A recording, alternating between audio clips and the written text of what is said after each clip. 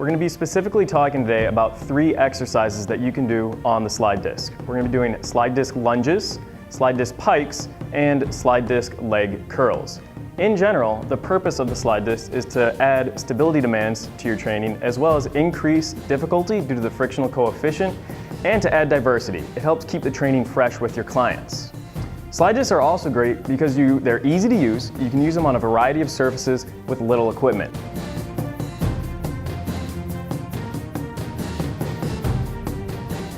The slide disc lunge is an excellent exercise to work on hip flexor range of motion and activation, as well as hip and knee extensor activation, and to work on stability and patellofemoral tracking.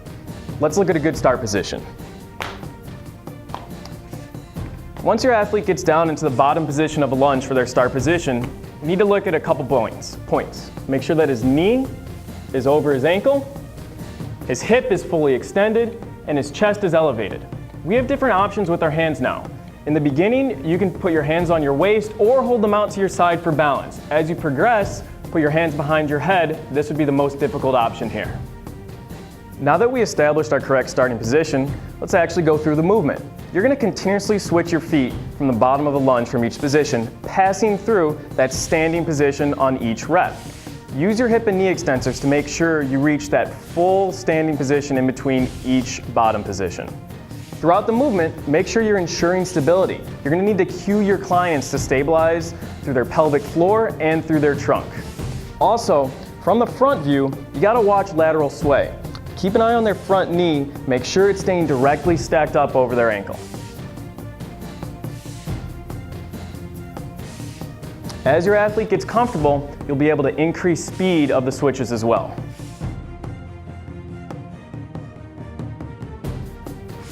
Make sure you continue to cue to keep their chest up and stabilize through their pelvis and through their trunk.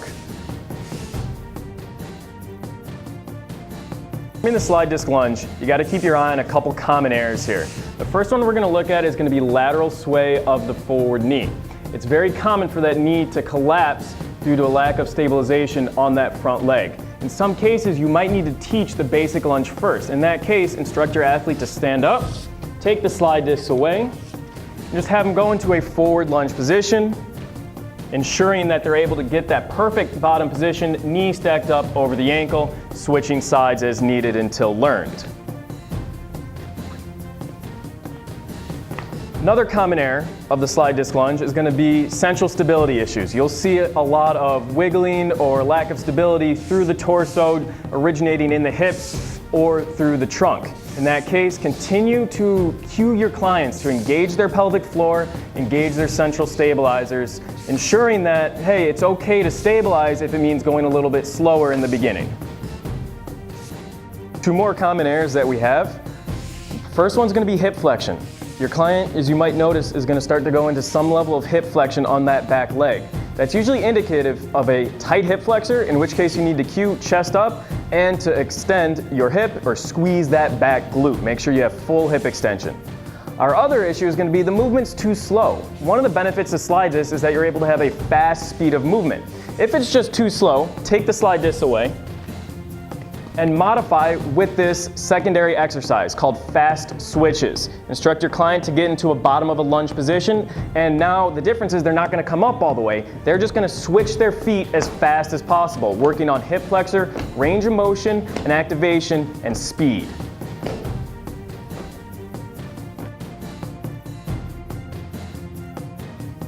The second exercise in our tri-set is going to be the slide disc pike. The slide disc pike is great for trunk flexion and upper body stability. Let's get into a good starting position here. You're going to place the slide disc under the balls of the athlete's feet, and they're going to attain the top of a push-up position or the athlete's plank position. Ensure that the ankles are neutral, knees are fully extended, hips are fully extended, elbows are fully extended, and that they're able to maintain their trunk stability. You don't want to have them hyperextend the spine or have any hip flexion. Both of those are indicative that they do not have the requisite trunk stability to perform this exercise correctly.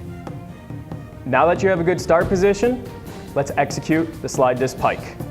You're going to contract your rectus abdominis and go into as much trunk flexion as possible, pausing at the top here for a second.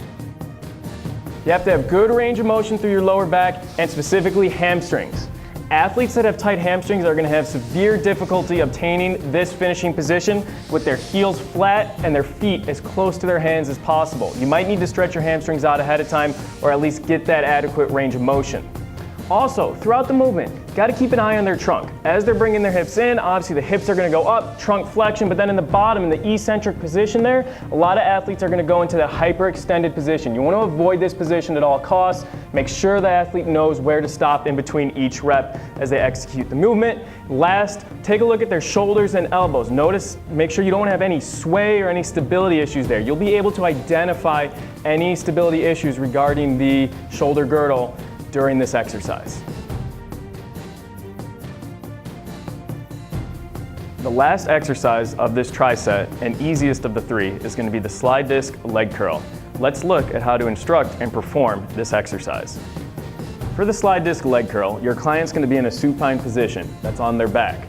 Before they start, make sure that their ankles are neutral, so toes are pointing straight up. You don't want to have any plantar flexion or dorsiflexion before you start the movement.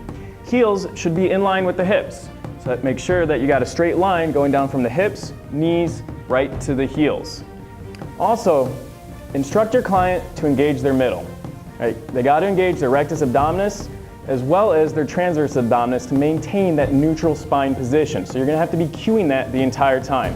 Once your athlete's ready to go, they can have their hands out at the sides for balance in the beginning, but as you progress, they can always move their hands behind their head, or you can implement some other tools to make this exercise more difficult. For right now, we'll keep our hands out by the sides, instructing your client to engage their transverse abdominis and the rectus abdominis to maintain that neutral spine. And now what they're going to do is, as they bring their heels into their butt, by squeezing their hamstrings, they're going to maintain full hip extension by keeping an isometric contraction through the glutes as well as our trunk stabilizers. So while that's all being stable, we're using our hamstrings to pull our heels as far into our butt as possible. Look at that nice level of knee flexion here. Ankles are staying neutral, going all the way out on every rep. When teaching the slide disc leg curl to your athletes, there are going to be some common errors that a lot of people tend to display when they're first learning this exercise. Let's take a look at it. Our first common error is going to be with our hips. It's very common for individuals to try and compensate for a lack of trunk stability and hamstring strength by having hip flexion through the exercise. You got to cue your clients to extend their hips by squeezing their glutes. However, you also got to keep an eye on their trunk. It's also common to have trunk hyperextension. You got to cue your clients as well to activate their transverse abdominis to maintain that neutral spine, neutral pelvis. With the lower body, keep your eye on the hips externally rotating and the feet turning outwards. Right? Make sure that the toes are pointed skyward the entire time. Similarly, you got to make sure that they're not plantar flexing. If your athlete is plantar flexing during this exercise, that is going to show you that they're using their gastrocs to help out their hamstrings during this exercise. Neutral ankle will ensure you that your athletes are working on their hamstrings. In conclusion, the slide disc tri-set that we talked about today is a great tool that you can start implementing in your programs to work on stability, and it's also a great way to start adding some activation through some different motor patterns. Slide discs in general are a great tool to use because they add diversity to your program. You can use them in a gym, in a group X room, on carpet. You also can use the other modifications, whether it's with a towel or with your socks, on a group X room floor. This allows your client to stay engaged and enjoy their program and enjoy training with you.